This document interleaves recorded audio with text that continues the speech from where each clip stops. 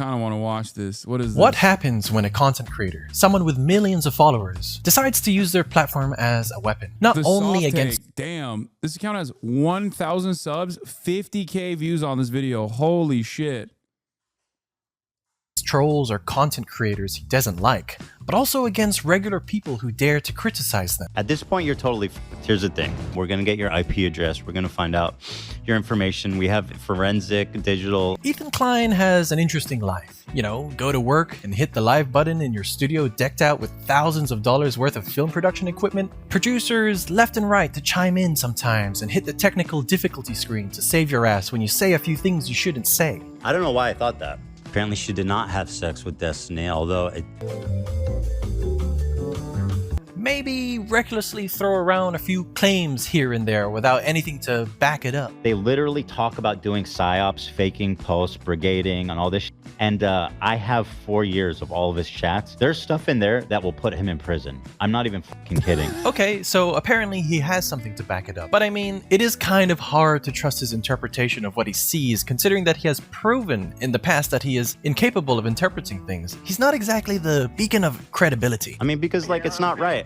Like, you think you're being the good guy and like, you're just being a fucking bigot, bro. The person he was claiming had sex with Epstein was Denims, by the way. Oh, God. Oh, gross. Oh, and also spread misinformation. Yeah, I have his logs that'll land him in prison. I think is about bad empanada, right? To your massive platform as you please because you don't like someone. That's what bad Hezbollah is. It's like a meme. Hezbollah in Hebrew means propaganda. It's like a weird slur that people started picking up, calling just like Hezbollah means like a lying Jew, essentially. It's funny. In this live stream from last night, he mischaracterizes the podcast, proving his interesting imagination. Apparently, Hezbollah means lying Jew, which clearly indicates anti-Semitic implications. Oh, but just so you know, guys, Ethan's telling a lie here. It's just a card Ethan loves to pull at every chance. Something to critique about me? You're an anti-Semite. Hezbollah actually comes from the Hebrew word for explaining. Matt Lieb, a Jewish man himself by the way, clarified this on his Twitter. You can also just find this out through any Wikipedia or dictionary. And after that, maybe also... It's also the terminology that the Israeli government has landed on in terms of doing information warfare. That's the crazy part about it, is that it's not about like intentionally lying or whatever the fuck Ethan is saying, but it is precisely what like it is what the Israeli government hands out to organizations that go and give it out to, you know, campus protesters that are protesting for Israel. It's documented and deliberate. It's not like even sheltered or hidden. It's not like some secret conspiracy. It's just like openly what the Israeli government wants young Americans to do, specifically young American Jews. Also drop a few bits of information to kind of suggest to your audience that you should go and tell a company, sponsor, or community that you come from the H3 podcast, if you know what I mean. This guy, Matt Lieb, he works for Good Mythical Morning. This guy is... Well, yeah, the craziest part about this is that like Ethan would be like, I'm not a Zionist. Or then we'll turn around and be like, but all Jews are Zionists. And if you were talking about Zionists, you mean all Jews. But then literally we'll do the exact same thing that the fucking Canary Mission does. Okay? Straight up fascist groups immediately be like, this guy works here. This guy works there. I'm going to dox random fucking Redditors. I'm going to try to do fake lawsuits, like ridiculous, frivolous lawsuits with the hopes of getting your background information so I can fucking dox you and then keep telling all of your friends and family that you're a fucking anti-Semite. It's insane. Yeah, it's mental illness. No, the mental illness in this circumstance is Zionism. That's what it is. That's the real mental illness here. It's not like an additional different kind of mental illness. I'm sure, you know, there might be extra problems there as well. But yeah, this is when you are hopped up, when your brain just gets broken by fascist ideologies such as Zionism, you start behaving in this way. It fucking rots your brain. And you think that you're wokely on a conquest against anti-Semitism. This guy works for Good Mythical Morning, acting like he's wholesome. He's evil. I mean, he is just a disgusting fucking piece of shit. And I think it's... I will not stop until everyone that has hurt Israel's feelings is fired from their jobs. Okay? I will not stop. Insane that I mean, this is a guy who also actively petitioned to deplatform me, and when it didn't work, he fucking lost his mind even further. Good Mythical Morning and hire somebody. I mean, it works. Your fans show up to the brigade. They just aren't the sharpest. Please watch the latest HT video and do your own research on your employees and who they're platforming and endorsing the views of. I hope Good Mythical Morning isn't condoning this behavior. Dude, seriously? After everything he has been doing to you put him on the show today? Bad Empanada fan club council meeting. Maybe get Bad Empanada on tomorrow. His tools in the shed, though. You fool. He said that he works at Good Mythical Morning. He's not a guest. He's been working there since 2019. You've blown our cover now. I mean, look at this. They're brigading the video now. These are how many dislikes they got on a normal video. Yeah, always. It's always so suspicious. Whoever Ethan has in his fucking crosshairs, they always, those videos, as soon as he talks about it, get mass disliked and mass comments. It's just everyone else is evil, okay? The guy who's operating a snark podcast, not evil. Everyone else actually that says, hey man, why don't you fucking do that? Why don't you stop doing that? Please stop doing this. This seems insane. Nope, those are the people that are evil. And here is the episode that came out after Ethan said He works for Good Mythical Morning. This guy works for Good Mythical Morning. I mean, he is pro-terrorism. He's evil. He is just a disgusting fucking piece of shit. Look at how many dislikes they have now. And the comments. And then, for good measure, I'm sad to say it, but I don't think I can continue supporting Good Mythical Morning with what has happened regarding ML, Matt Lieb. I don't think Red and Link are bad people, but this seems like a very unwise choice to continue their work with someone who is willing to platform harassment and lies. Why is your employee platforming pro-terror content on his podcast? Yeah, dude. Good Mythical Morning is going to fucking fire their Jewish producer for being an anti-Zionist. This is how we're combating anti-Semitism, okay? Not a single Jew will maintain their job as long as they are not unconditionally pro-Israel. This is how I will fight against anti-Semitism. It's psychotic. It's so insane. recklessly throw another comment. When she comes out, please. What are they just watching an Israeli showing clothing and shitting on her? Like, is that what they're actually doing? Even though they're This is also so incredibly consistent where he just like refuses to seek out the context of what they're doing and just angrily scrolls through it. And it's just like, yeah, I've decided this is fucked up. I've decided this is hateful. Also, I'm going to call a Jewish anti-Zionist, two Jewish anti-Zionists, okay? Two Jewish anti-Zionists, token Jews.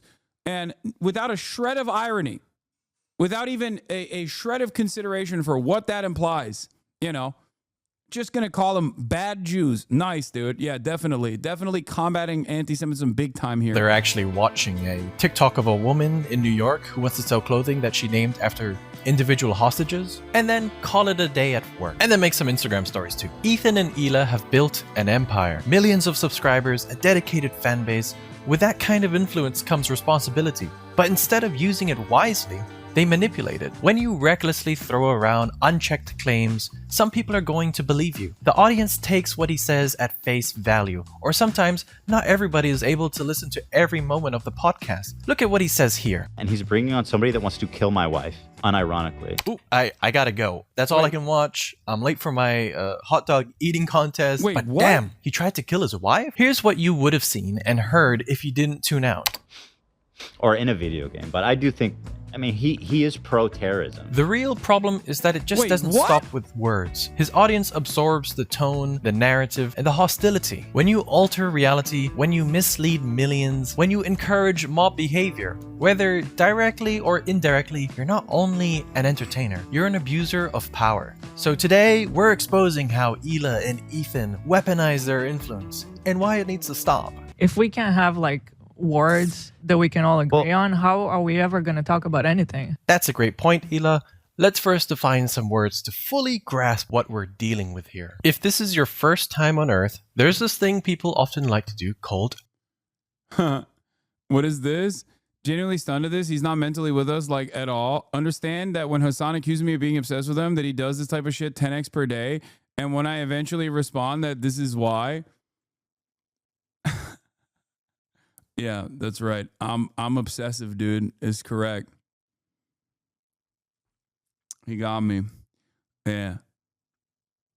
Me obsessively defending myself against a rapacious, relentless stream of smears and demands for deplatforming. Really fucked up.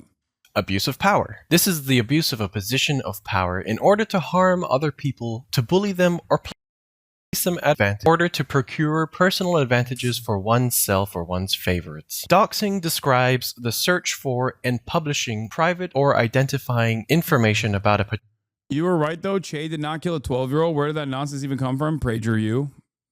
Who the fuck do you think? Some fucking insane right-wing garbage platform that Ethan is consuming that he didn't even actively consume. He just saw on the corner of his eye somewhere. particular individual on the internet, typically with malicious intent. Doxing is a common tool used by dictatorships and authoritarian regimes to silence dissent, intimidate opponents, and control the population. Yeah, if you're not obsessive, then why is your name all over his Insta stories for the last months? You're right. I want to apologize to Ethan Klein. I want to apologize to Ethan Klein for existing and also being an advocate for Palestinian emancipation, and doing that was obviously a mistake, because that caused them to basically do an Instagram story on me every single day and then talk about me on every single podcast, and even hire new employees that apparently also actively about me and my political positions. Like, basically just reformatting the show in a way where we're just going to sit there and lie about shit that either Hassan is saying or lie about political issues that he cares about, you know? I'm sorry. I'm sorry that I was looking like a snack and that caused you to fucking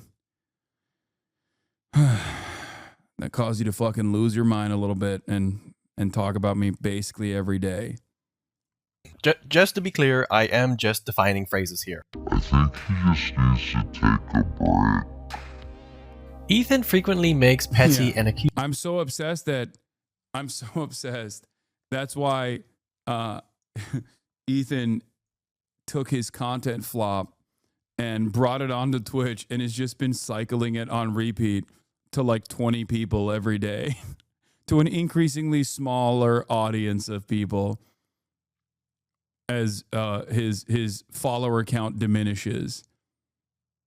accusatory remarks about Hassan, some of which veer into exposing aspects of his private life. He tries to expose that he might have a secret girlfriend, or how he is certain he has a housekeeper that he doesn't pay appropriately to socialist standards, and also that he communicates with her over. Also, the part about this that he deleted because he was like, you know, because his fans yelled at him over this shit. But the other side of this, oh my God. The other side of this that is so insane is that he only talks about this stuff when there's shit going on in his life. Like, he was being sued by his maid. So he's like, yeah, guess what, dude? This is what's going on. For a translator. So I dropped a bomb on Instagram stories yesterday that Thanks for the since bomb. our friendship was a farce, I have zero problem discussing these things. I put out a question before: who's making his chicken? People have been wondering who's making his chicken. His fans and supporters say it's his mom, which is, they really think his mom is just slaving away all day. A grown-ass woman with a job. For someone who claims to watch enough of my content, I find it rather shocking that Ethan didn't hit me on what actually he could get motion on, which is that I'm a serial abuser of Uber Eats. Okay? Like, that's what's so funny. about this process is that he thinks that I have like a permanent live-in maid that's cooking me every day and then making fucking food and placing it in various different containers, such as plastic containers that have Ono Hawaiian barbecue on it, like branded.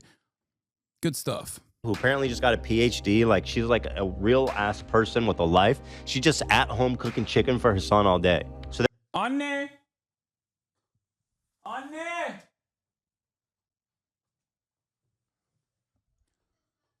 Gel bir gelsene.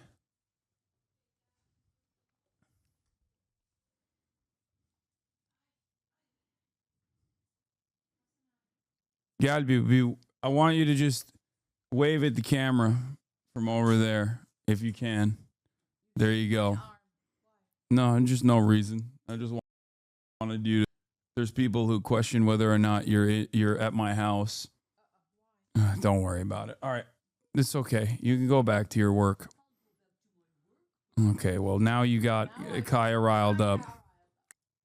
they're calling me a liar, which is good because it means that if it's true, which it is, it might affect their opinion of him.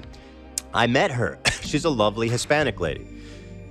She doesn't speak English. She cleans and cooks, works full time, I believe. Hassan grunts and uses Google to talk to her. Because I was shocked, frankly, when I saw her. So I asked him questions. I was like, is she, I think she's undocumented, which is, I don't know for sure, but that was my impression. To take advantage of people, I would have gone and got myself an undocumented worker to clean my house. And on top of that, he demands Hassan to reveal his supposed housekeeper's wage. While Ethan spreads this misguided narrative around, here is a Twitch streamer who has also been to Hassan's house. Cinderella, Austin, Will.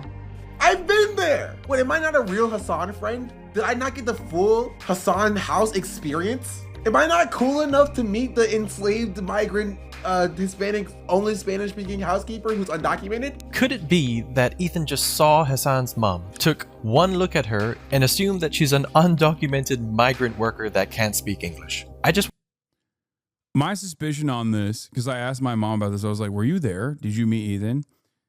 And I don't think she met Ethan. So my suspicion is most likely that Ethan met one of the contractors that my mom from time to time will bring over. There's also a person that does handyman work around the house. It's not just Marat. Every now and again, when shit's broken, I have landscapers that I also have contracted. Okay? A guy that comes in once a week to work on the pool. Like that in and of itself, I think, tilted him in this direction. Just want to quickly say, I have been to a Turkish household before, and yes, it is absolutely that a Turkish mother will cook an entire meal for their child. Yeah, but the notion that my mom isn't around or isn't cooking me fucking meals every now and then is ridiculous. Genuinely. Even when their son is like a fully grown adult. But that isn't the point. It isn't about whether Hassan has a housekeeper or not. Maybe he does. Who cares? The real issue is that Ethan is spreading a baseless claim, prying into Hassan's private life in bad faith. Personal matters like this aren't public property, and being a public figure doesn't erase someone's right to privacy. How does it feel to have a mom who loves you? I'm very fortunate. Your mom was literally bringing in people off the street during the fires? Yeah, I know. She was trying to do that. Hey, it's me, your plumber. You got to stop stuffing paper toilets into the tower. Is clogging the pipes.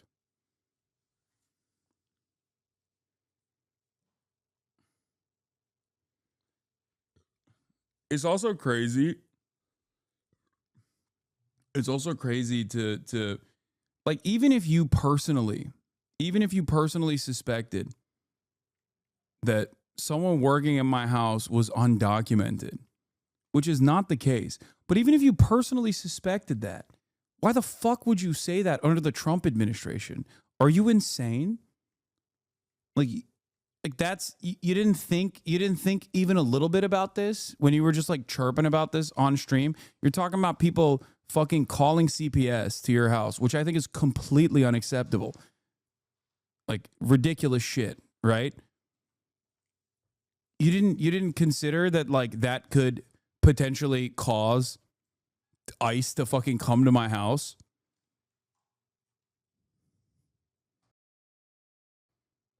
Yeah, they're gonna lock up my fucking mom or the landscaper or anyone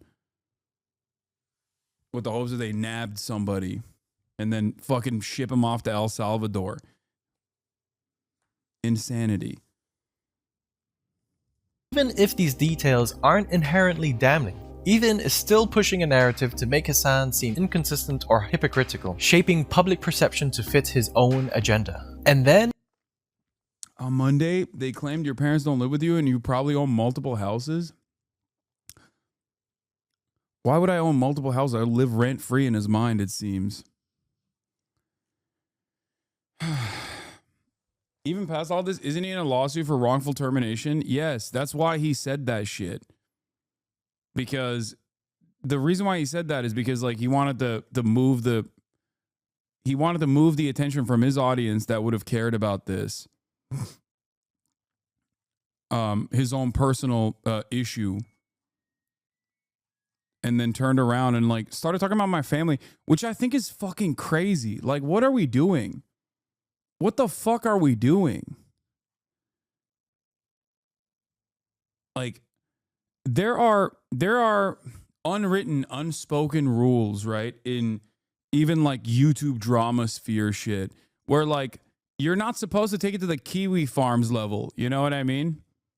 This is obsessive. This is straight up Kiwi Farm shit. Talk about Hassan, don't talk about his family. Exactly. It just blows my fucking mind, dude. we also have Ethan endorsing harassment towards Reddit employees and their families. Or I'll say There's a reason why I don't, like, I rarely ever bring up my family. I talk about them every now and then, or my private life in general. It's because I already have a bunch of rabid fucking haters. What the fuck? Like, I don't want them to be unjustifiably targeted and smeared and fucking attacked. Like, it's crazy. I can deal with it.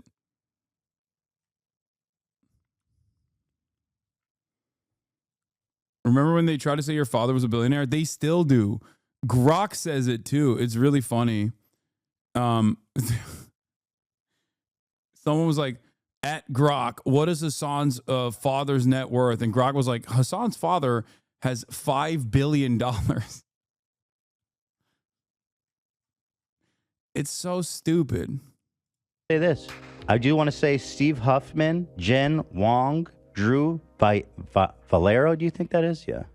Christopher Slow. I would very much not want you to experience how terrible it is to have a snark subreddit digging into you and everyone close to you.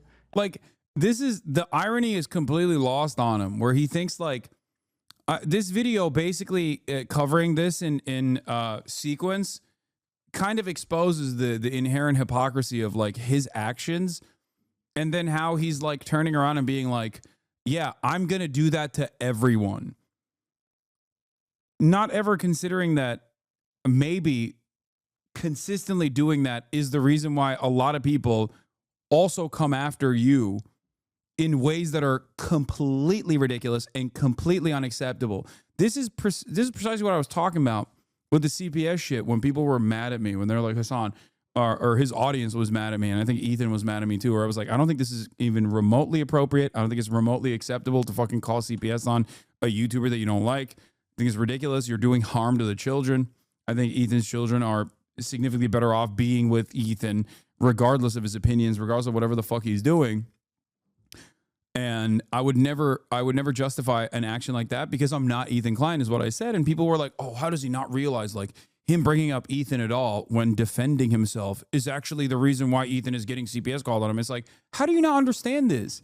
My point is, I think consistently fucking obsessively going after every single person every single day is unironically drawing a shit ton of negative attention towards them and their immediate family members. And it's what Ethan is doing every day. And there's evidence for it, like right here.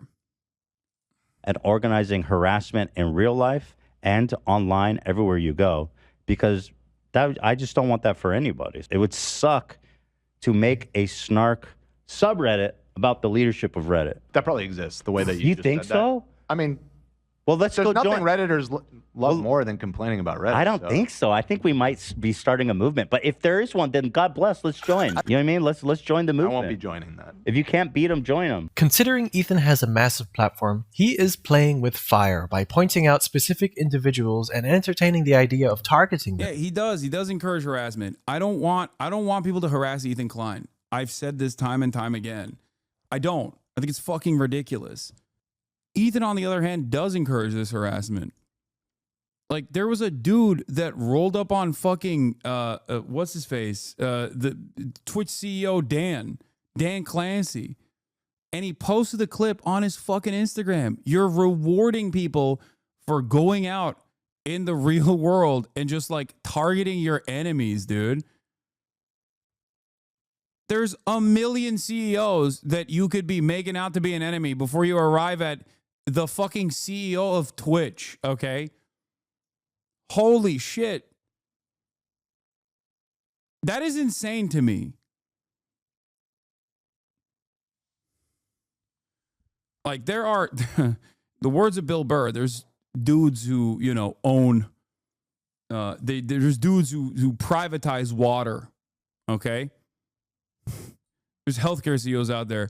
And his gripe is with fucking the CEO of Twitch. The passive It was a lady, sir. Oh, I didn't watch the video. I just saw. aggressive justification of saying Would very much not want you to experience. is an indirect encouragement of scrutiny and potential harassment. With his audience influence, even a vague suggestion can inspire people to take action. Whether There's like actually anti-Semitic CEOs that own social media platforms. Fucking Elon Musk. Like, Elon Musk is now a part of the federal government. He is literally a Sig Heiling neo-Nazi who owns Twitter. Okay? And instead of talking about that guy, you're like, you know who is the real, you know who's a real anti-Semite?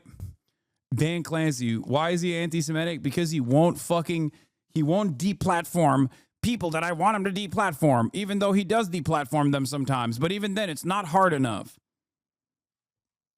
he explicitly commands it or not. This was sent to my sister today. She's 16 years old. They haven't slowed down. This is the type of shit my family receives every single day. This is a form of intimidation rather than constructive criticism. Encouraging a mob mentality can incite people to actively participate in targeting individuals. While Ethan and his fans may argue that this isn't doxing because the names were already public, the issue is how he framed it, which is problematic and falls into a gray area of targeted exposure, a form of soft doxing. Just because something is publicly available doesn't mean it's ethical to broadcast it in a way that could lead to harassment. Executives at Reddit aren't the same as celebrities or politicians. They likely don't expect or want their names amplified in a way that could lead to direct targeting on a personal level. Not only does he dox public figures, but he also doxes private individuals. On the 27th of February, Ethan Klein posted a picture of the David Star tattoo. One person wrote, "I used to watch you when you had only 15k subs. Glad that's behind me. Enjoy hell." Ethan then went live on his podcast the next day and scrolled through her comment section as content. I'm obsessed with you guys when you only had 15k subs. Glad that's behind me. Enjoy hell. This guy's for real. Look this guy up. Enjoy hell. He said enjoy hell. That's halfway there. He's not. Oh yeah.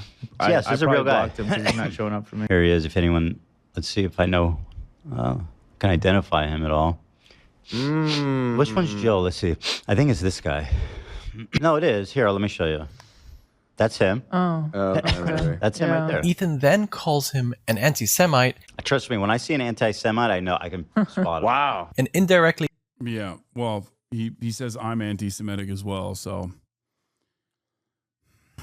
He tells his community to find out where he works and tell his boss and family about it. I don't know if any of you guys know him, but certainly anyone who would employ him, or probably even his parents, would be pretty disappointed to see that, although who knows? This is a clear abuse of power because Ethan is leveraging his massive platform to dox, humiliate, and potentially endanger the private individual over a social media comment. Now, even when the last two words of his comment are not the friendliest of messages, does it justify Ethan's reaction? Ethan knows that showing someone's Instagram profile on a live stream with thousands of viewers invites harassment. Saying, let's see if anyone can identify him at all, is asking your fans to investigate and expose him. And because his audience has a history of dogpiling people he calls out, this makes it an intentional act of incitement. This is a thinly veiled call for his audience to dig up personal information. It's not even thinly veiled.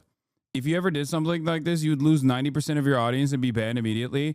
Yes. And the very same drama slop tubers that refuse to ever fucking talk about Ethan, or only talk about Ethan and defend him because he's coming after people like myself that they hate more than they even hate Ethan, would be writing an endless torrent of articles about how I am the worst villain that the internet has ever seen. Now, of course, I wouldn't do that because I think that's fucked up. Encouraging his fans to contact his boss and family is a direct attempt to ruin his life over an edgy comment. And what makes this... The other side of this, of course, is that like I don't need to do much to make him look silly. He's doing that all on his own. All the more unsettling to a personal level, he begins to look at his mom's pictures, dragging innocent family members into the situation. Here's his mom. I'm not going to click that for her. No, you know what? Fuck him. This is what you... Here's your mom. I wonder if she knows what you do on social media on your free time. You love your mama. Good thing she's not Jewish, hey, Joe? I love it. I love it. So anyway, best of luck to you out there, Joe. I don't know who you are, but you're a fucking asshole. And shame on you. Yeah. And look at his eyes at this moment. I mean, this is quite irrelevant, but look at how he is hyper-focused in, with vacant eyes glazed over this guy's mom menacingly. The silent moments are deafening, and that occasional... I love it. I love it. It's just unsettling. You could submit that clip for an audition to be an antagonist in a movie like No Country for Old Men, and you would get the role. The original comment, while harsh, is still just an Instagram comment from a random person. Ethan, a multi-millionaire with millions of followers, is punching down hard on someone who most likely has zero power or influence. So this makes Ethan's behavior even more blatantly abusive because he publicly defamed a random person, dragged innocent people into it, incited career and social consequences, and potentially endangered someone's life. This is doxing, and for those that believe it isn't, because once again, his profile isn't private or wasn't private at this moment, you have to understand that Ethan's intent was 100% to expose. Actively highlighting his profile in images, zooming into faces, and identifying persons brings attention to personal details that wouldn't normally be so widely seen. It turns a private individual into a public target. He is actively digging for anything that could identify the person. His crew member managed to identify something recognizable and the location that particular thing is in. That he's in front of, that's in... Is that right? Yeah, it's at the... This shifts it from casual browsing to an invasive search for personal details. And Ethan is indirectly suggesting to his audience to investigate further. Even without explicitly telling them to harass the person, it often leads to harassment or threats, which is just what happened. Here is a lovely DM he received from somebody. So shout out to Ethan Klein that my mom, who is an art teacher at an impoverished public school, has to deal with this shit. You are truly the morally superior YouTuber. See, the power imbalance here also creates a culture of fear. The person he just doxed has below 200 followers, just an average person. Ethan has millions of followers on a variety of platforms. When someone like Ethan calls attention to a regular person like him, the regular person faces unprecedented levels of harassment they're completely unprepared for. At the end of the day, criticism, especially from a random person online, does not justify exposing their identity or opening them up to mass harassment. Ethan has countless ways to respond that don't involve punching down at someone who lacks the same platform, protection, and influence. Harassment that me and Eli are receiving is just genuinely unfucking comparable. Ethan constantly fights for silencing his critics and for the removal of free speech. One incident took place when Ethan Klein decided that he had enough of the H3 Snark subreddit. r/H3Snark is a community on Reddit dedicated to criticizing and discussing Ethan Klein and the H3H3 podcast. It focuses on calling out hypocrisy, controversies, and questionable behavior by Klein and his podcast crew. Members of the subreddit often analyze his statements, business practices, and legal disputes, sometimes with a critical or sarcastic tone. Can you find hateful comments on there? Probably. But you know where I found tons of hateful comments without even having to scroll down much? This place. This freedom of discussing such topics would soon come to an end when Ethan posted this on his Instagram story. I can't wait till I find out who the snarkers are, because I'm going to sue them. He threatened to sue the mods of the subreddit, claiming defamation and harassment. Listen, guys, at this point, you're totally fucked. Here's the thing. There's a subpoena that's going to come. You can't erase your data. Even if you didn't log in, we're going to get your IP address. We're going to find out your information. We have forensic, digital. It's all part of a lawsuit. Saying this was a happy birthday cone on is crazy work. It's just like, it's cartoonish. Like, we're going to do forensic data analysis to figure out who has ever said a mean word about me is a crazy thing. Suit that's going to drop in about 3 weeks. What is this? I saw a clip that made me feel really sad about the path Ethan decided to go down instead of following what he says in the clip. I don't want to talk about this whole conflict anymore, really, at all, ever. And I'm frankly also thinking about putting something that I need to discuss with Hassan, but I do feel like I'm probably going to pause leftovers for the time being. You know what I mean? Okay, Ethan. Because you know what I mean? It's just, I don't want to talk about it anymore. That's it. And it sounds like a lot of y'all don't want me to talk about it either. Fuck. Fair. So with all that being said, I shall go suffer at home in silence with worms infecting my fucking eye sockets, and I will just sit at home and stare at the wall in silence and in dark. I think one of the craziest parts about this is that if he unironically stopped talking about Israel, like completely, if he was just like, I can't do this, you are the most deluded human in existence. I hope your downturn continues, bucko. Thanks, bucko.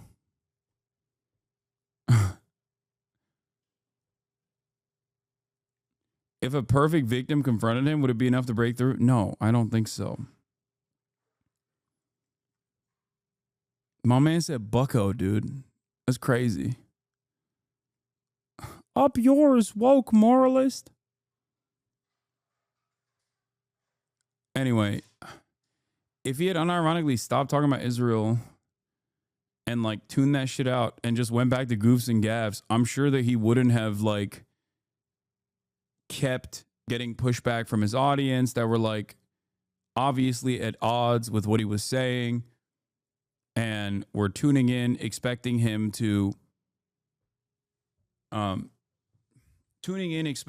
basically like change his trajectory and his commentary on the matter. But instead he just kept doubling down, KFC double down style every day. You know? And now it's just like look at this. Look. What happened? Did Asmongold just sign off or something? Is that what's going on? Or the rape apologist who thinks America deserved 9/11. How's your boyfriend Luffy doing? It's like awesome. That you guys are gonna fucking love. I cannot wait. I am so excited. I am giddy to share this with you guys. But let's be real. This isn't about justice. It's about control. Legal intimidation isn't a new tactic for. Wait, we're getting a bunch of fucking silly comments. Hold on. Let's go to YouTube.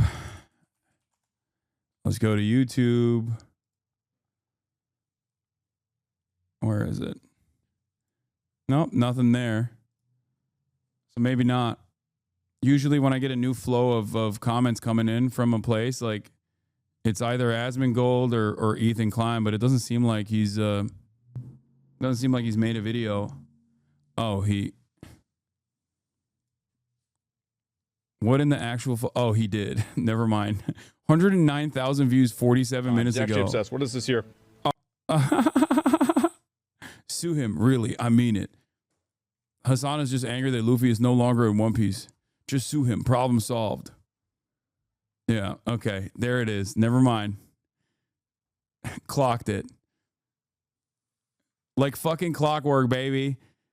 The moment that I see like insane shit, in the chat of people being like, honestly, you're a fucking terror-loving piece of shit. I know that like someone made a video, okay? Someone made a video. Might have been Asmongold, might have been Ethan. But somebody out there made a video and uploaded it. And then those guys watched a 2-minute video and immediately came in to be like, I'll show you. I'll show you, sir. Let me tell you, okay? I'll freaking show you what's what, bucko.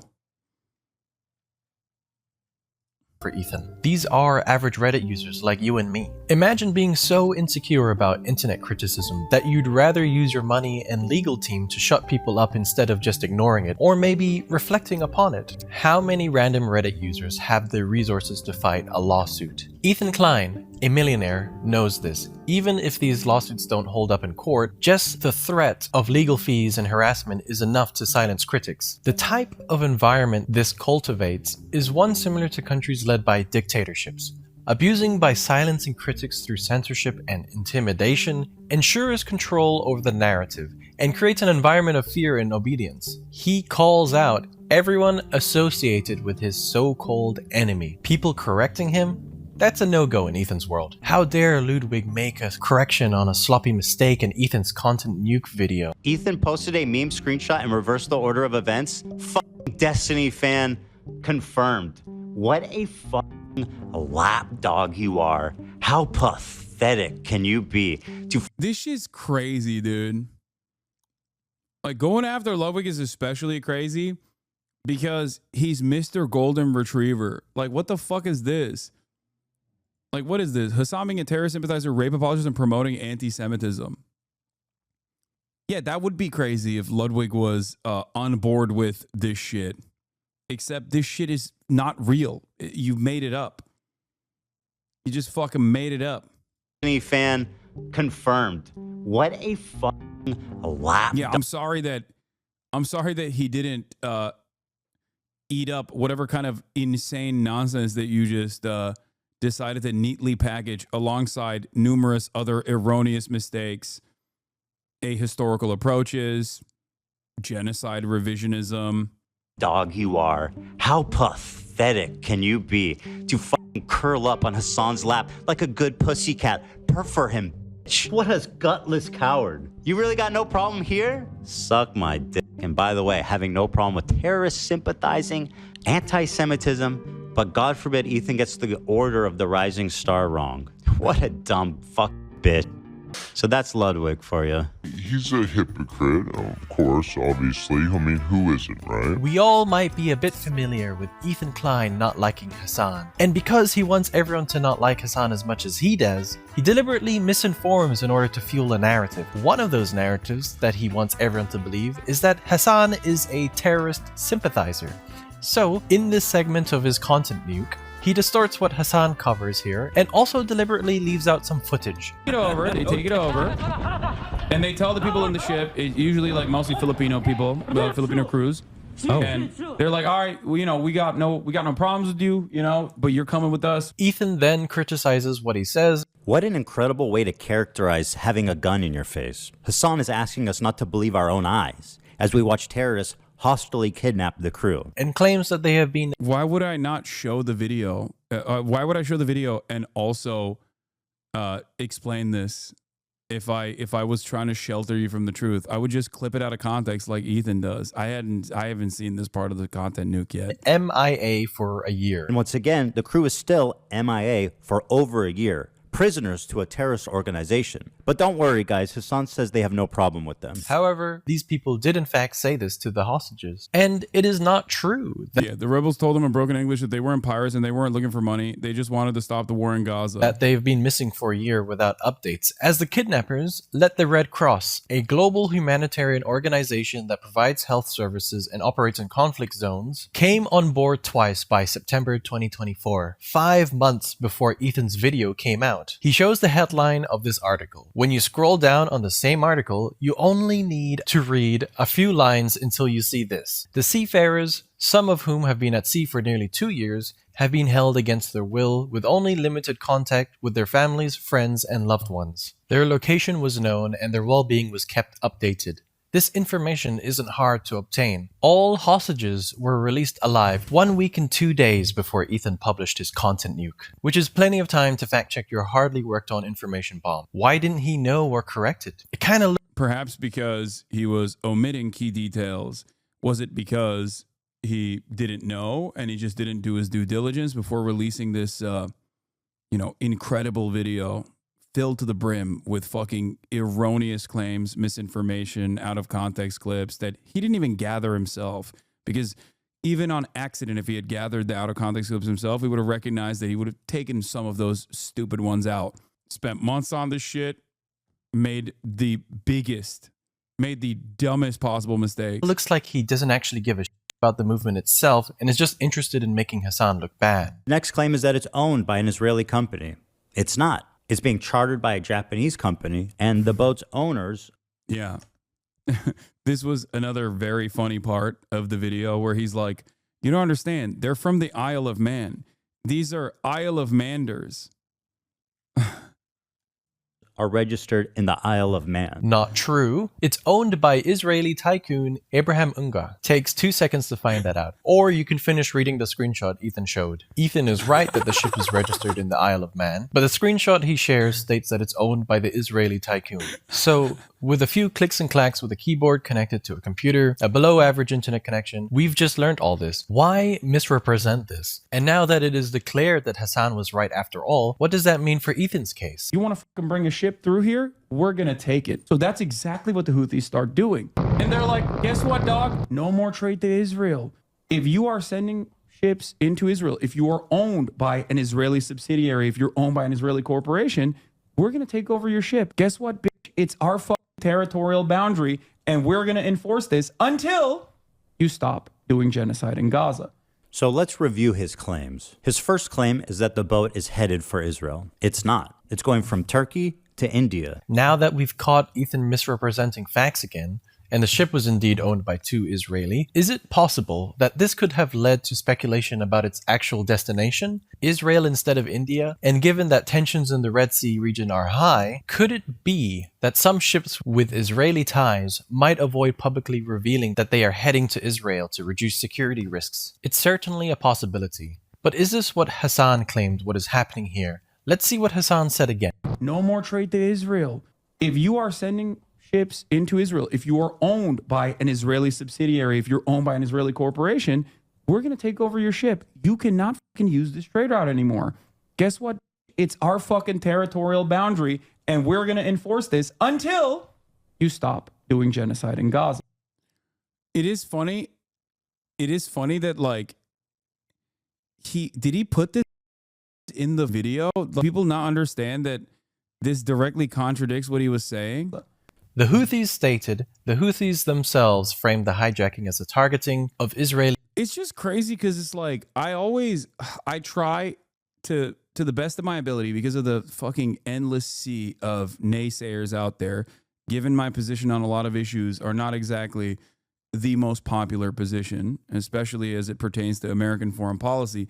I try to use my words very carefully. No, it's mislabeled. That part wasn't in. Oh, okay. He didn't actually put it in the fucking, he didn't actually put it in the context nuke. That makes sense. Because I was going to say, if that's in it, then obviously people will understand what the context is.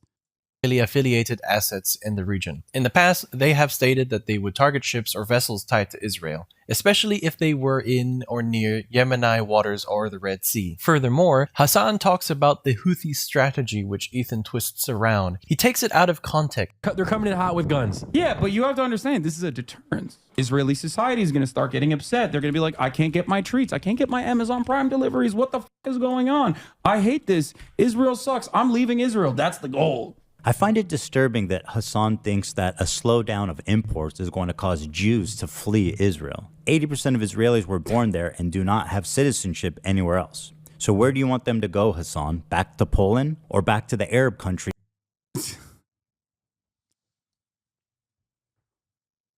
Just a thing that I didn't say at all, but I'm glad that, he's like, oh, I guess you want all the Jews to die in the Holocaust again, I guess. Like, the fuck? No.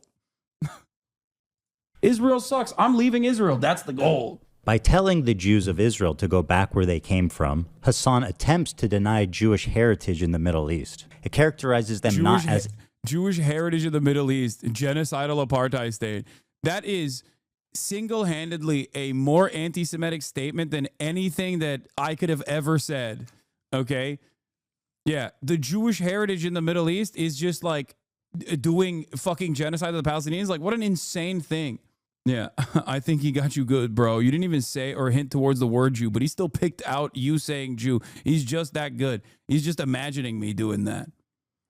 And it's funny because, like, if only Ethan knew what my perspective was on the matter, let's think. Oh, that's right. He knows I'm a one-stater. He knows that I want a secular state there. He knows that I want to afford all rights to the Palestinians that live there and also a right to return to the Palestinians. These are all perfectly moral, perfectly justifiable positions. Except the problem is, if he were to reveal that that is my position, he would have to also reveal to his audience that he has said that that would mean genociding all Jews in his mind. He thinks that giving Palestinians rights is the equivalent of genociding all Jews in Israel. That's what he thinks. He has literally said it. It's not like Mr. I'm pro-Palestine hasn't said these things. He has openly said these things. Indigenous, but as white colonizers. This is despite the fact that 60% of Jews in Israel are actually native to the Middle East. The part where Hassan talks... Yeah, native to the Middle East. Not even native to the Middle East, okay? The MENA region. All the way, that spans all the way to fucking the Levant. Now, historically speaking, how did Jewish people get there? That's a great question. Obviously, it's because under the Ottoman Empire, the Ottoman Empire was considered a much safer, a safe haven for Jewish people. And secondly, native to the MENA region doesn't mean native to historic Palestine, okay? Native to the MENA region does not mean native to Palestine. Jews are not monolithic, and neither are all Arabs. About what led to the Houthi attack is left out by Ethan entirely because it is not quite convenient for Ethan to have Hassan cover a story about an act of resistance against Israel when trying to make Hassan look bad. And they're coming in hot with guns. Yeah, but you have to understand, this is a deterrence, right? So, like, their goal is to film it and show it to the world so, like, other companies that don't want to risk having this happen to their product, having this happen to their ships, literally are like, okay, we're not going to use the trade route anymore. All of a sudden, if you don't use the trade route, trade gets more expensive for the West. All of a sudden, if you can't use that trade route, the Israeli port is going to get bankrupt. Israel is not going to be able to get the materials in time that which has happened, by the way. One of the two Israeli ports have gotten bankrupted. Need for waging their war. Israeli society is going to start getting upset. They're going to be like, I can't get my treats. I can't get my Amazon Prime deliveries. What the fuck is going on? I hate this. Israel sucks. I'm leaving Israel. That's the goal. The goal is to be like, yeah, your shit sucks. Okay, well then stop, doing genocide in Gaza. And it's funny, Ethan always talks about how comments and donations won't help Palestine and the cause. Creators for Palestine raised $1.6 million. That's fantastic. Literally negligible. They've received billions of fucking dollars. It's a good thing. Has $1.6 million had an outcome on anything happening in Gaza? Absolutely fucking not. Let's talk about real activism. Let's talk about enacting meaningful change. Total fucking failures. Well, I wonder if this is a more fitting way to help the cause for Ethan. Also, here are a couple of examples of ships changing or hiding their route and destination. The Why is Honest, a North Korean cargo ship, was seized by the US in 2019 for attempting to smuggle coal. it had attempted to conceal its route and destination to evade detection. Chinese fishing vessels have been found employing North Korean crews, violating UN sanctions. These crews were concealed and transferred between ships to avoid detection, indicating deliberate misrepresentation of crew compositions and potential destinations. Ethan wraps up this section by trying to take away the legitimacy of Hassan's words. And they tell the people in the ship, usually like mostly Filipino people, Filipino crews, and they're like, we got no problems with you, but you're coming with us. We're taking over the ship. What an incredible way to characterize having a gun in your face. Hassan is asking us not to believe our own eyes as we watch terrorists hostilely kidnap the crew. Is Hassan asking you not to believe your own eyes? Was it not enough to stay true to the facts, that they indeed most likely captured the ship in international waters, but near their controlled territory? A year-long hostage situation for a seafarer is hard enough as it is. Did Ethan have to make sure to misrepresent facts in order to manipulate perceptions and strengthen his own argument? It would certainly help in appearing on the high ground and convincing others more easily, wouldn't it? This entirely unneeded situation was made more dramatic so people will finally side with him against his personal warfare against his nemesis, Hassan. One case of Ethan Klein taking it upon himself to push an unchecked claim as fact is one where he alleges that a rescued Israeli hostage was continually during her captivity under Hamas. He uses this story in his Hassan Piker content nuke as a narrative. But there's just one problem. Nowhere in her interview does she say this herself, never once stated she was sexually assaulted. Yet Ethan presents this as undeniable truth. Denims, a Twitch streamer that watched this segment of Ethan's content nuke live on Twitch, she questions the claim. Wait, wasn't this disproven? Was this clip from her disproven? Is he going to play the clip of her? There's clip of her. But Ethan, instead of reassessing facts and claims, he reacts. How do you disprove first-hand testimony? First of all, she's a fucking bitch. Shame on you. Fuck you. How dare you? You say you fucking... No, he's wokely calling Denims a bitch. You don't understand. He's wokely calling her a bitch. Support women, and you sit here and you fucking giggle and laugh at this girl who was raped, and then immediately you say, I believe all women, and they say, oh, wasn't she lying? This whole fucking thing is so hard for Israelis to process it. You're not going to fucking acknowledge what just happened? She will, to say that she's lying. This is a disgusting human being. She's a vile fucking piece of shit. This entire movement is rotten to the core. It is a joke. And yes, she is a fucking bitch. Somebody that laughs in the face of other fucking rape victims and immediately calls them liars, that's a fucking bitch of a person. Okay, before I continue, since this is such a sensitive topic, I try not to put too much of my own words and just stay true to known facts and information that exist. The girl in the interview, which was part of a documentary about women who talk about their experiences as hostages, some of them talk about sexual assault, but this woman in particular did not, nor has she ever stated in any interview that she experienced. So Denims is not incorrect here. Ethan saying she was a victim of being continually is just wrong. Ethan does not and cannot have any proof for those statements because there is no proof. And by the way, this woman experienced harassment after her release as a hostage. Some Israelis seem to have found her to talk too kindly about her experience as a hostage and became a target on her own social media platforms. Yeah, that's the other side of the story. Is that Israeli society is particularly vicious to even Israeli hostages that then will turn around and say like, yeah, I mean, I was more so victimized by the Israeli government when they were blowing up the house that I was in. Like, this has been a consistent testimony from a lot of the hostages, is that because this was, the leverage point that the Palestinian resistance groups had, that they would try to do everything in their fucking power to basically defend the hostages. Not because they like love Israelis or anything, just because like this is a bargaining chip for them. Ethan is not only re-traumatizing a former hostage by falsely claiming she was a victim of sexual assault, but he's also using a hostile rhetoric to silence anyone who challenges him. He paints Denims as a villain. First of all, she's a fucking bitch. Shame on you. You. Misrepresents her reaction at this moment and smears her image. Somebody that laughs in the face of other fucking victims and immediately calls them liars, that's a fucking bitch of a person. All because she didn't agree with his claim. He also completely distorts her words. He now claims that Denims called this woman a liar, which she did not. Wait, wasn't wasn't this disproven? In reality, the only person spreading lies in this situation is Ethan. His refusal to engage in constructive dialogue or acknowledge the truth fosters an environment where misinformation thrives. His unverified and false claims not only damage his credibility, but also encourage a toxic culture in his community, where anyone who disagrees with him is targeted. Another case of Ethan and Hila twisting the narrative to how they see fit is one where Hila's potential collaboration with an artist was rejected for reasons unspecified. The artist I wanted to collaborate with decided I don't want to be associated because I'm Israeli. Here's the quote. Sorry, I can't be associated with this company. Thanks for considering. I followed them for years, always. Like that, I heard that he was blaming me for this too. Like, I never made a statement on any of this shit.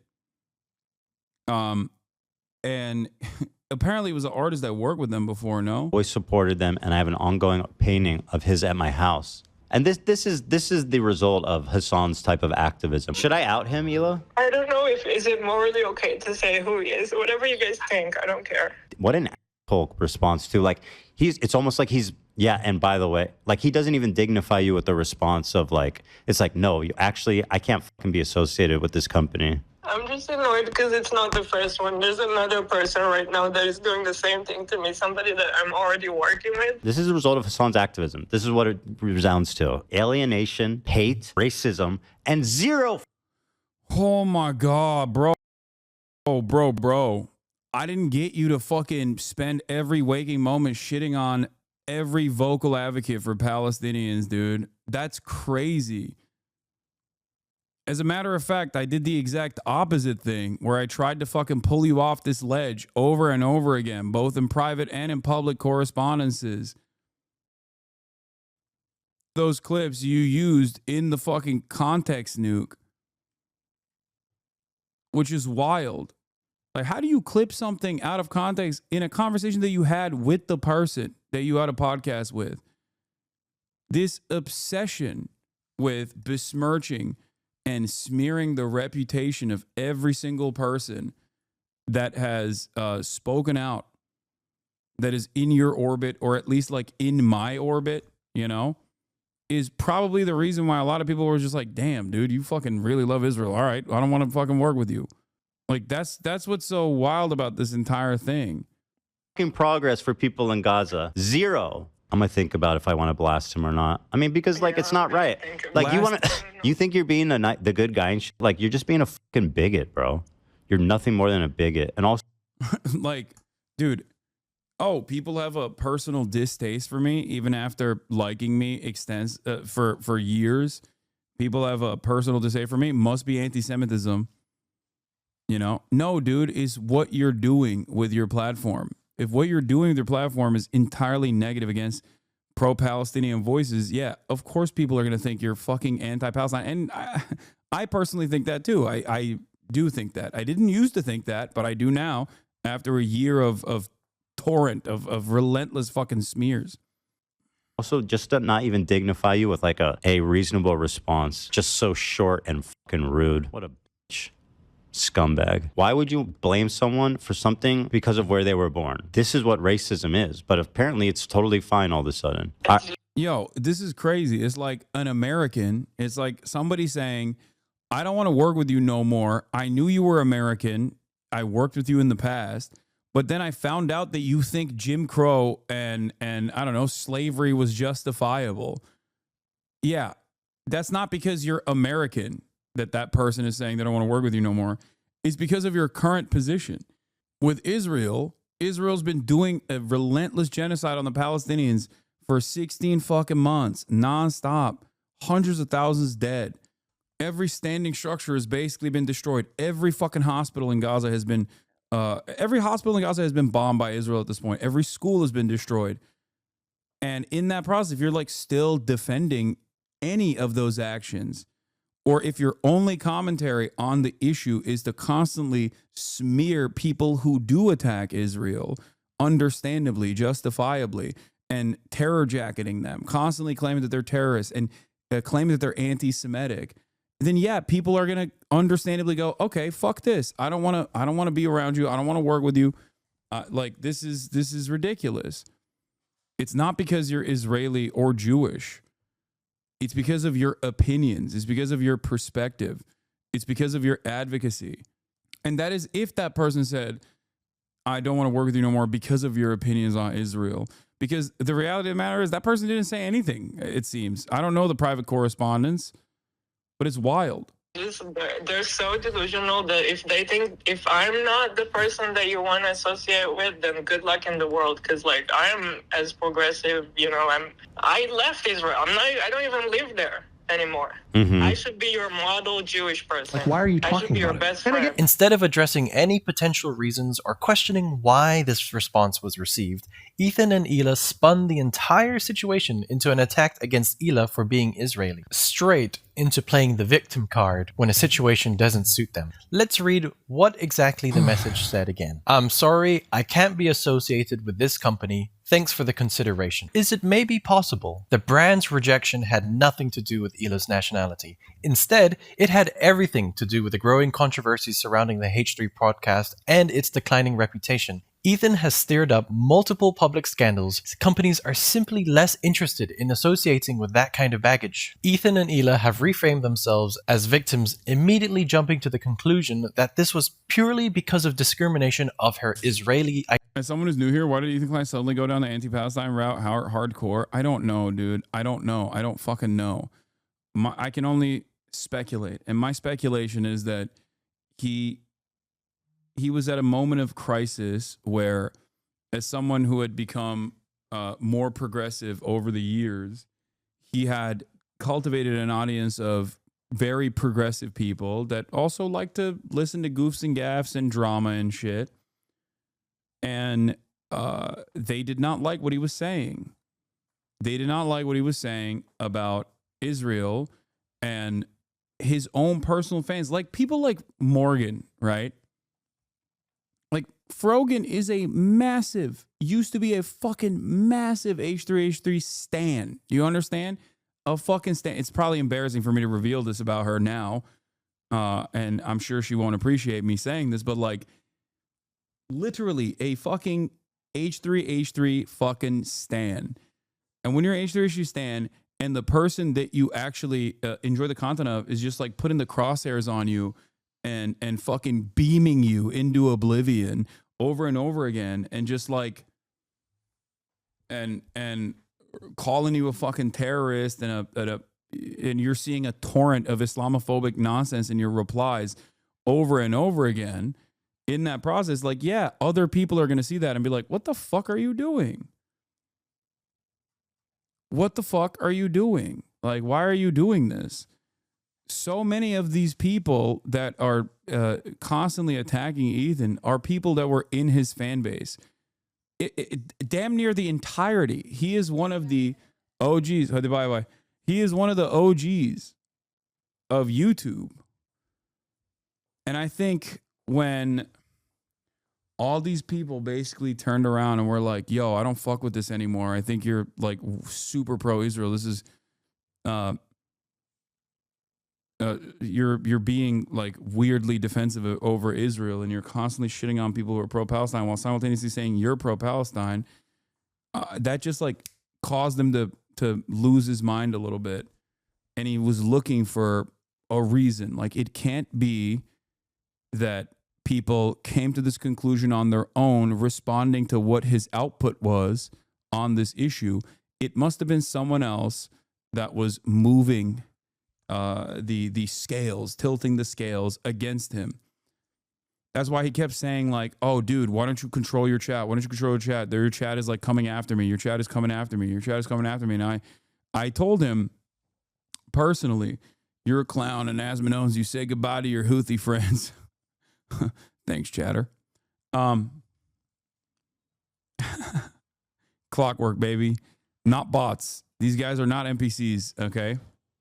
Anyway, the point I was making is that I told this to him straight up. I told this to him in private. I told this to him in public. I was like, if you keep saying stuff like this, that, you know, Michael fucking Rappaport and many other like ultra Zionists at the time were saying, then of course people are going to think that you're pro-Israel. And that's what happened. But instead of taking ownership over what he was saying, maybe going back and like reconsidering the way that he was Asmongold is a pedophile. He should be in jail. What the fuck? First of all, don't fucking say that. I never said that. You're baiting in here so you can get me to fucking say, yeah, that's true. So you can clip it, post it on Asmongold subreddit, and continue the fucking drama. Get the fuck out of here. Okay? I never said that, bitch. So smart, this guy. Ooh, he got me. Okay? Yeah. God forbid I post a meme after Asmongold fucking calls me a terrorist 1,000,000 times over who deserves to be deplatformed. And then the one joke that I make because he watches that fucking lolly YouTuber from the state of Texas where lolly might be illegal soon, you know? Anyway. God forbid I make a joke about that and all hell breaks loose. Comedy I thought was legal. What happened? Hold up. I thought comedy's legal now? No, it's not. It's illegal. Identity, redirecting the audience's outrage into the abyss towards the unknown entity. According to Ethan and Ela, anyone who disagrees with Israel's actions is automatically an anti-Semite, ignoring the fact that political criticism and discrimination are not the same thing. This rhetoric is dangerous because it down all discussion and labels legitimate concerns as bigotry. Ethan and Ela are creating a culture where no one can question him without facing extreme backlash. They twisted the company's entire short message to the narrative that they are victims and Israeli, despite the reality. There is also a pattern that keeps repeating. Ethan keeps getting facts wrong. Ethan confidently presents something as fact only for it to be corrected, and instead of taking a moment to verify, his first instinct is to go on the attack. Rather than taking a correction with humility, Ethan's response is often aggressive. He insults the person. I have decreed, let it be known, that Denims is a dumb fucking bitch. Calls him names. What a fucking lapdog you are. How pathetic can you be to fucking curl up on Hassan's lap like a good pussycat? Prefer him, bitch. Then, after the barrage of insults, sometimes, not always, Ethan realizes he was actually wrong. She is an ex-Destiny orbiter. In fact, it's rumored, I'm pretty sure that they had a sexual relationship. I don't know why I thought that. I swear I read that somewhere, but that's okay. My bad. Apparently she did not have sex with Destiny, although I spoke out of turn. She did not have sex with him. She was friends with him. She benefited from him. She did not have sex with him. That is a fact. So I know I should apologize once again to Denims, the dumb fucking bitch that I hate. Just because I was wrong about her sleeping with Destiny, I spoke out of turn there, and I apologize for that, even though I despise her for every other conceivable reason. Is there anything else I should emphasize? This kind of behavior has real consequences. Not everyone watches every episode, and by the time Ethan admits he was wrong, if he ever does, his audience may have already clicked off the video, missing the entire part where he confirms that he was incorrect after all. The person bashed is left dealing with the fallout. The reputation is stained, and many of Ethan's viewers will never even know that he got the facts wrong in the first place. When you have a platform as big as Ethan's, you have a responsibility to get things right. But instead, he repeatedly spreads false information, attacks those who correct him, and barely acknowledges when he's wrong. You got got. You got there. But I mean, like, ultimately, I still feel like it's not that material, considering, again, that she was nominated once and won. Yeah, you used the wrong image. And you reversed the years, which, again, I do agree, slightly makes it worse, the way that you presented it versus reality. I disagree. His audience, whatever he may have left, trusts him. But misinformation combined with aggressive responses to correction creates a toxic cycle where the truth often takes a backseat to entertainment. If you're going to critique others, you need to hold yourself to the same standard. Getting facts wrong happens. But how you handle corrections say everything about your integrity. The way Ethan treats his mistakes, especially when it involves publicly bashing innocent people, sets a dangerous precedent for how online discourse functions. Also, when he admits he was wrong, he always has to deflect by pointing out something he thinks the other person got wrong. She was the victim of the crime of Atriarch and the recipient of my inappropriate joke, okay? My problem is with Ludwig being a spineless coward of a human being. He can't just take accountability and leave it at that. And on top of that, he usually downplays the significance of his mistakes. Do you think that's a meaningful distinction? And what happens when someone responds to his Instagram stories and livestream content? He downplays what the person on the other end receives. The timeline of events literally shows that you were unaware of the petty attacks. Me being a casual H3 watcher at the time, hadn't even known that there was beef since leftovers, merely disagreement. It wasn't until so much later that he started posting to Instagram that I realized what the fuck happened. His fans turned on him and he was apparently blaming you, all while the election was going on. Yeah. Yeah. The point is, everyone else is at fault. It's ironic because it reminds me of that Tim Pool clip. This one, hold on. Let me see if I can find it real quick. Yeah, here, this. That I'm about to be 34 and I have no family. Because my dad had 2 kids by the time he was 27. Yeah. And I'm like, man, you know what the problem is, though? It's definitely not me. Mm-hmm. I think it's everybody else. Yeah. This part. It's definitely not me. Mm-hmm. I think it's everybody else. That's it. That's the consistent through line here. Like that's what it is. It's not that like people came to their own conclusions after hearing what he was saying and had disagreements with Ethan. It's actually, it must be Frogan. It must be it must be the creators that worked on Creators for Palestine. It must be Hassan. It must be every single other person. And it's ironic because then they fucking turn around and say like, oh, Hassan, you're obsessed with sex pestiny. You claim it's sex pestiny. When in fact, none of these other fucking people, especially someone like myself, rarely ever talked about Ethan at all. I spent an entire fucking year being like, I don't give a fuck about what Ethan is saying. He's not your enemy. Defending him over and over again. Okay? Defending him over and over again. And yet the entire time he thought I was like,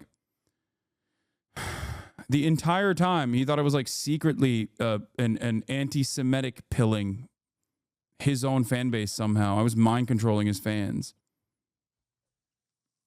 I would yell at chatters actively. Tell them to shut the fuck up about Ethan. Ban chatters that constantly kept bringing Ethan up.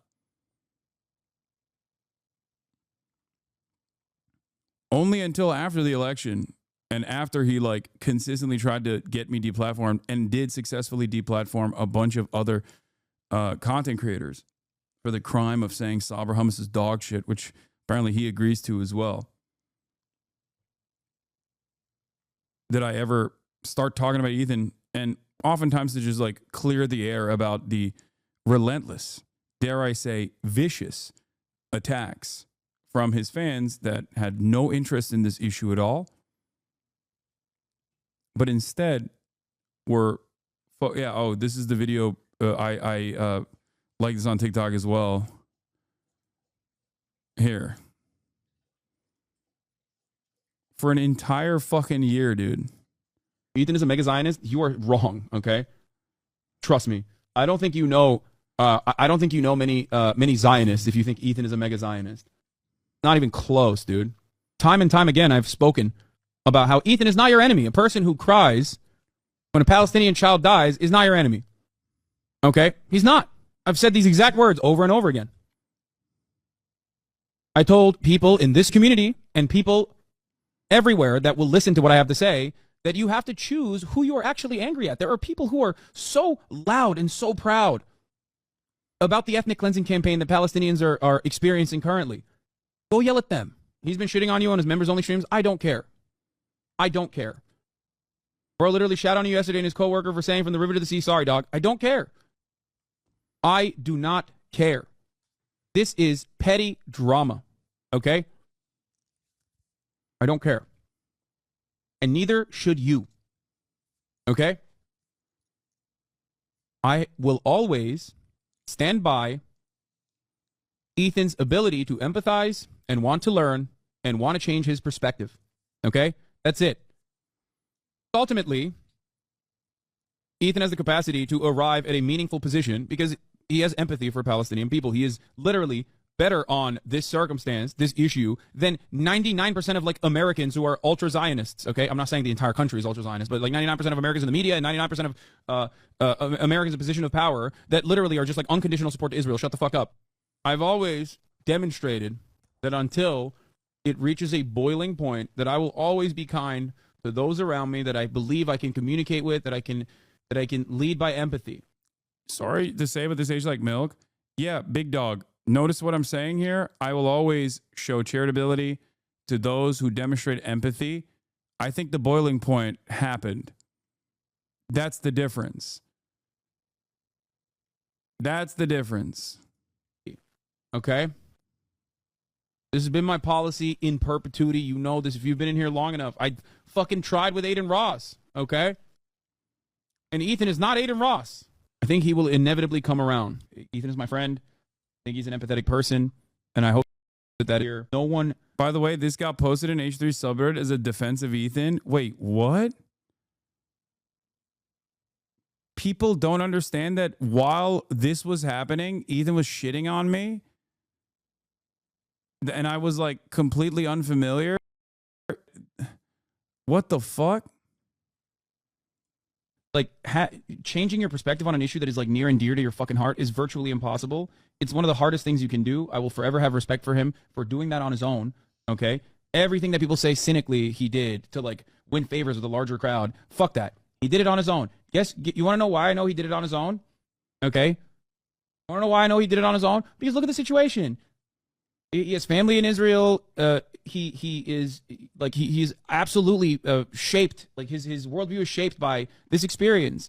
And instead of just like writing off every single thing that people have said and very comfortably finding himself in the bosom of like Zionist sentiment, which he could have just as easily done. He could have just turned around and been like, yeah, fuck this shit. I'm scared. These people are being anti-Semitic. And there is a lot of anti-Semitism that increases in times like this. That much is absolutely true. Instead of fucking turning around and being like, fuck that, he's like trying to tackle it head on and go through the internal conflict, that internal struggle that he feels with his own personal experience, with his own personal worldview and his morality and the way that he sees it from what he perceives as a completely hostile audience. And you need to, as a community, also stop fucking ripping into Ethan non-stop. As I've said it over and over again, leading up to the conversation that we had on this broadcast. You guys are so fucking stupid for doing that. You are. And it frustrates me to no fucking end.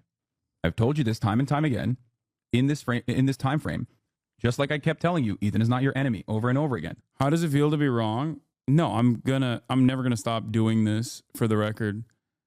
Like, this is a consistent position I've held for every single person. As long as they're like, I always think it's not okay. It doesn't give you brownie points or bonus points when you're fucking right ahead of time. Okay. Especially considering that the reason why I didn't want to fucking talk about Ethan at that time was because I was busy covering actual shit that was happening. And there was no reason to offer any fucking space to what Ethan Klein was saying. Also, I think you guys misunderstand, but like, his perspective did shift over this past year. His perspective did shift over this past year.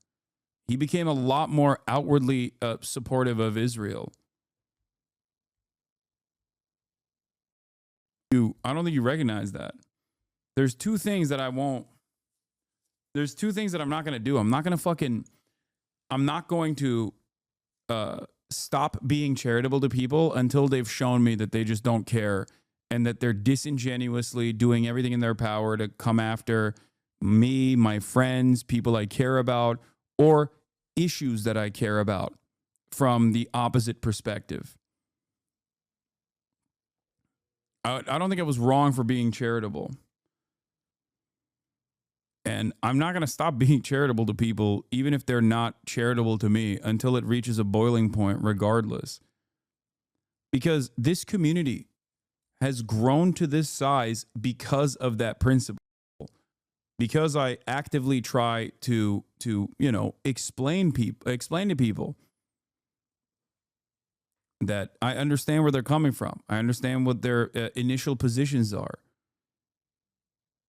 And I understand the effort that it takes to make your own conclusions, to undermine your social conditioning from your development that you've taken for granted. So yeah, if you're demanding that I stop being charitable to people, you're wrong. It's not going to happen. That's why I love iDubbbz, Ethan as well. People that have actually changed course, recognized their mistakes in the past, and now advocate against those sorts of things, I think are very valuable, because every single person has a reactionary perspective deep down inside on one issue. We are all totally susceptible to the intersectionality of privilege. Privilege causes us to have blind spots. Ethan is my friend. We may have disagreements every now and then, but I have maintained the position that his heart is always in the right place, and he's on a journey of learning. Every single day I went live in the beginning, every single day I would spend at least 5 minutes to 30 minutes talking about how Ethan is not your enemy. You should not yell at Ethan. Ethan is a good person. Be more charitable to those who are open and susceptible to your opinions. Every single day. I'm still friends with Ethan, by the way. I still talk to Ethan every day. Every single day. Throughout the stream. Just say Ethan is a fucking idiotic take. Ethan and I obviously have disagreements on this stuff, but Ethan has also personally said it isn't apartheid. What the fuck do you want? As a dude who did go on Birthright, he is infinitely more progressive than, you know, a lot of these people that are writing these fucking, a lot of these people that are writing these letters. And Ethan fans will watch this clip and not understand what changed without a shred of irony.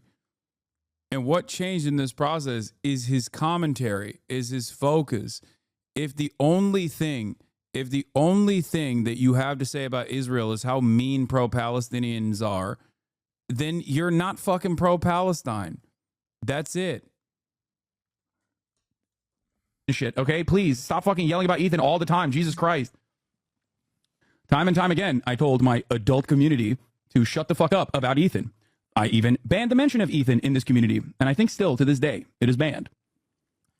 The idea that I did not try to genuinely scale back the harassment that Ethan was experiencing is ridiculous.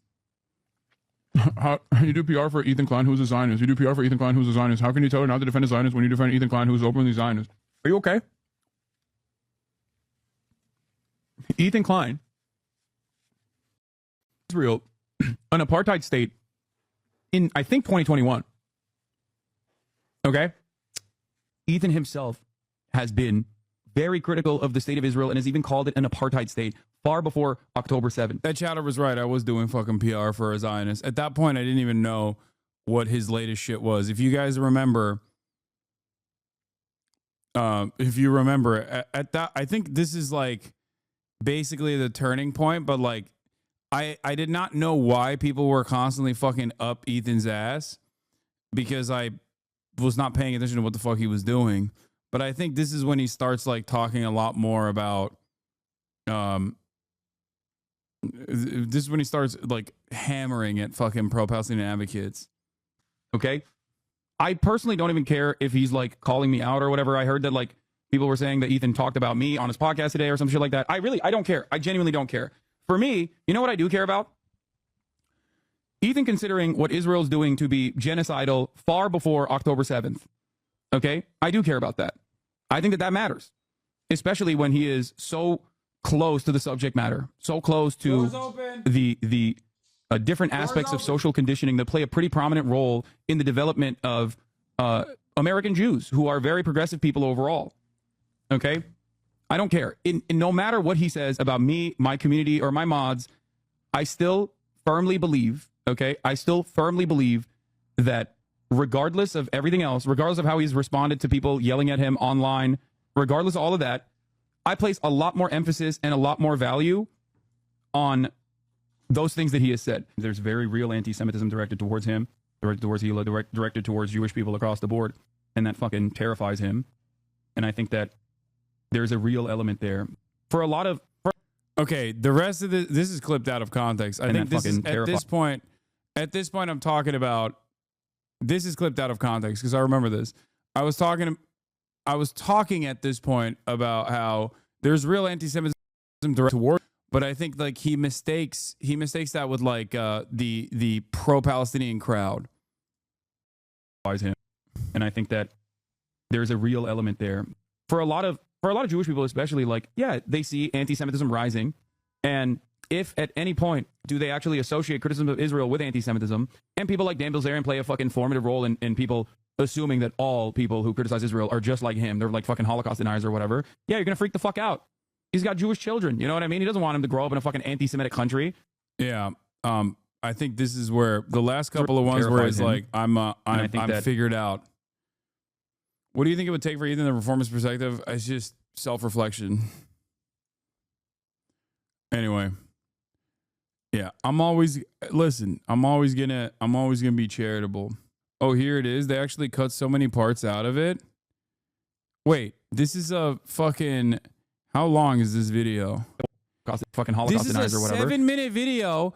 They took the 7-minute video and clipped certain parts of it and posted it in here in case H3 snarkers continue to call Ethan Zionist here. The few times Hassan even says Ethan is not a Zionist and is supportive of Palestine. Why wasn't this in the nuke? I see things every day that could easily debunk all the snark lies. Sorry for not getting passionate, law. I'm just sick of the BS. Oh my God. Hassan now calls Ethan a Zionist, but the funny thing is that Ethan hasn't changed his position at all since he multiple times said Hassan said he's not a Zionist. Was Hassan lying at one point, or does Hassan only hold whatever position that will benefit him at that particular time? Hassan calls him a Zionist now that it suits his narrative while defaming Ethan. Classy dude. These guys will literally never understand. They won't understand it. They're done, I think. See the November 1st, 2025 part? He cut the part where you say you'll be charitable until it reaches a boiling point. He denied the fucking Nakba. He said that the real harm during the Nakba, which was a planned mass ethnic displacement event against indigenous Palestinians conducted by early Zionist brigades, was not the main evil that took place, but instead was all of the Jewish people, sometimes voluntarily, other times individually, personally leaving the surrounding region that is not Palestinian, by the way, just other Arab nations and North African nations to go voluntarily to Israel. He said that that was a bigger harm, a bigger evil than fucking the Nakba. I'm sorry, when you say stuff like that, you're obviously not fucking pro-Palestine. You're doing genocide revisionism. To me, it's like no different than being a Holocaust revisionist while it's currently ongoing. I'm 100% against anyone calling CPS on YouTubers they don't like 48 hours after being harassed by Ethan Klein. Bitch, it's not harassment. Grow up. These people are so pathetic. And as usual, expect twisting things around to make the other person look bad. You choose to participate in a snark Reddit page with your name on it, and then it's a problem that Ethan points it out. I'm sorry, it's the interview bad empanada, bro. It's disgraceful to participate in a snark. It is, and I think it's Ethan disgraceful as is allowed to point it out. And also, and if that's too much for you, maybe get off the internet. Right, and or at least get off... maybe don't work for a reputable company like Red and Link.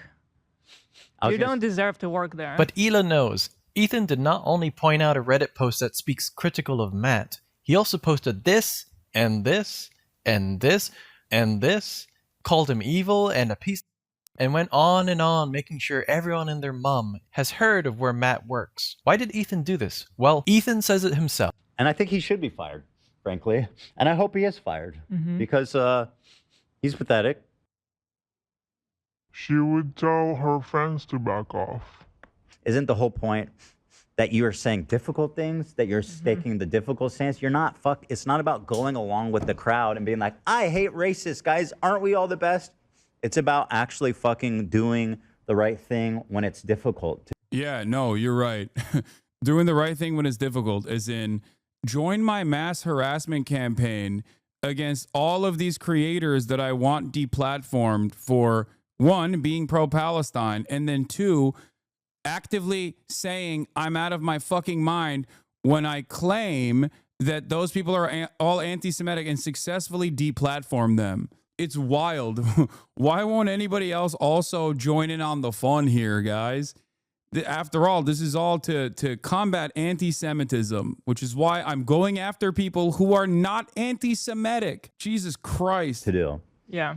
I mean, go back to the civil rights. You think that the people who are like the white kids who are protesting with the black students, you think that they were just like not risking anything. Ethan has faced criticism, sure, but let's not confuse criticism with actual systemic oppression. To equate someone disagreeing with your podcast to the struggles of a marginalized group fighting for basic human rights shows... Yeah, the least protected identity in America is not like, we're not even talking about Judaism or Jewish people who are marginalized, okay, who are a minority. There's a different kind of marginalization that takes place for sure in comparison to like black people, obviously.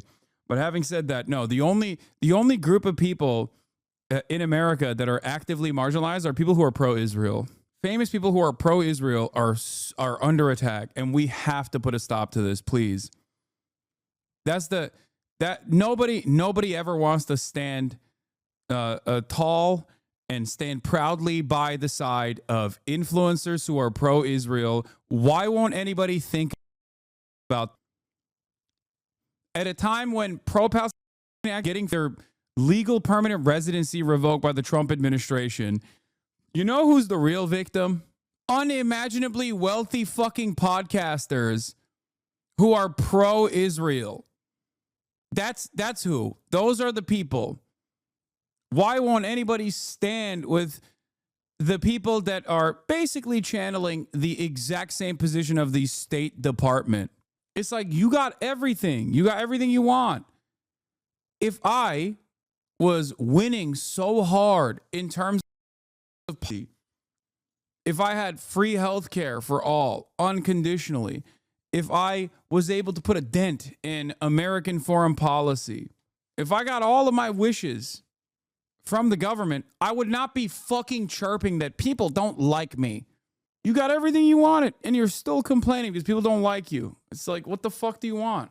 A serious lack of understanding. So here's the real question. Where does this end?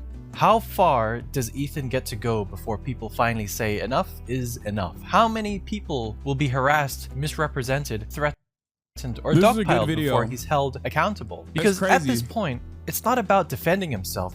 It's about controlling the conversation by any means necessary. And the longer this continues, the more obvious it becomes. Ethan Klein isn't fighting against harassment. He's weaponizing it. Thanks. Yeah, this is a good video.